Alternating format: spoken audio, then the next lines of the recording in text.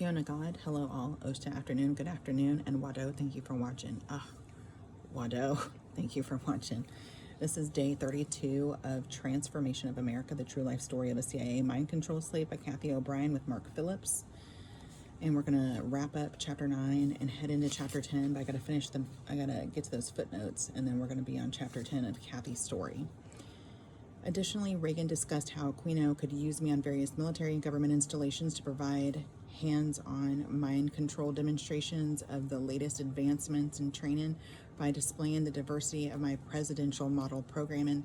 Reagan said the hands-on demonstrations could educate our boys in the military to the wonders of mind control phenomena. Hands-on meant my sex programming would be used to pique their interest and lock, in parentheses, bond them in. Okay.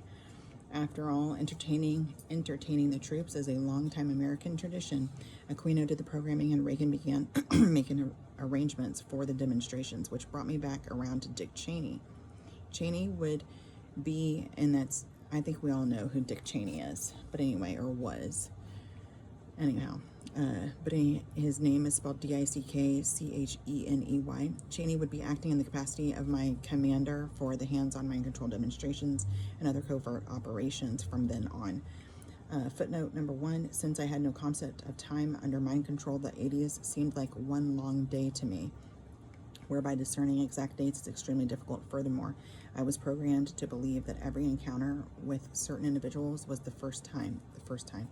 I do know that I had been conditioned and programmed in preparation for Reagan since 1978 at NASA's Cape Canaveral in Titusville, Florida. Number 2, Reagan preferred illicit pornography videos such as bestiality, while his favorite pornographic magazine was Larry Flint's Hustler. Number 3, although Hollywood's Dante rivaled Larry Flint for the title of chief pornographer, producing video versions of Hustler stills, Flint was unequivocally the official White House pornographer. Official White House pornographer.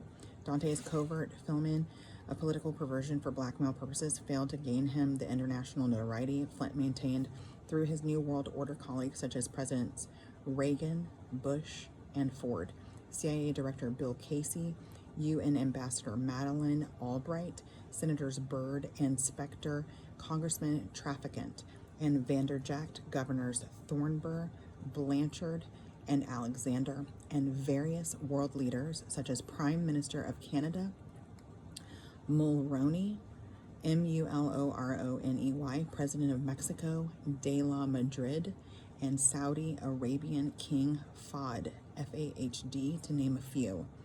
Well, she didn't name a lot, didn't she? Let me see, Albright, A-L-B-R-I-G-H-T. I already did Trafficant earlier, Vanderjagt, Thornburgh, Blanchard, B-L-A-N-C-H-A-R-D, and Alexander, A-L-E-X-A-N-D-E-R. And I think I already spelled those other ones out before. Number 4, having been out of circulation since my rescue did not preclude my ability to predict winners according to political favors from George Bush Jr.'s. Okay, George Bush, Jr.'s. So it's the two Bushes. Texas Rangers to the Toronto Blue Jays victory during the Canadian political heat of NAFTA, N-A-F-T-A. George Bush, Jr.'s. Anyway, chapter 10. Commander Dick Cheney and Reagan's hands-on mind control demonstrations. This is nasty. All of it's nasty, but this is nasty. Please note, in order to maintain the integrity of documenting my experiences using precise and photographic detail, I have recorded events and quotes as they occurred in reality. Please excuse any offensive and foul language, but this is the way Cheney presented himself. I was attending another White House cocktail party where, as usual, I was taken aside for a meeting and escorted to a large office. There, Reagan and Cheney were having their before cocktail party cognacs, and Reagan's cheeks were already flushed. He was in a hurry and quickly explained the purpose of the meeting. "You're the kind of girl who could hold a man in line," in brackets. He was cryptically referring to the lines of military personnel I was forced to have sex with, in brackets. "That's why I've selected you to tour a few Air Force bases with Colonel Aquino and demonstrate for our boys in service what a presidential model is trained for, and kind of hands-on demonstration, but you'll have to audition for the role. Reagan drained his glass and gestured toward Cheney as he strode for the door, adding, "Do what he says, he's your commander." It had been 8 years since I had been hunted and brutalized by Cheney in Wyoming, and apparently he wanted to see how my programming had progressed before agreeing to use me in Reagan's hands-on mind control demonstrations. Okay. He grabbed me roughly by the hair and slung me onto a black leather chair, tipping my head backwards over the high-studded arm. "Audition here," he snarled. Since I last saw him, I had undergone Wizard of Oz 10-man programming, which he accessed to accommodate his large, thick member. He placed his hands on my jaw while he said, "Soon we'll have you purring like a well-oiled machine. All of your moving parts are pivotal and gliding with ease. Melt into my hands. I'll hold your jaw to keep it from slipping while you slip through a window in time." He then jerked my jaw out of joint and roughly gratified himself in my throat.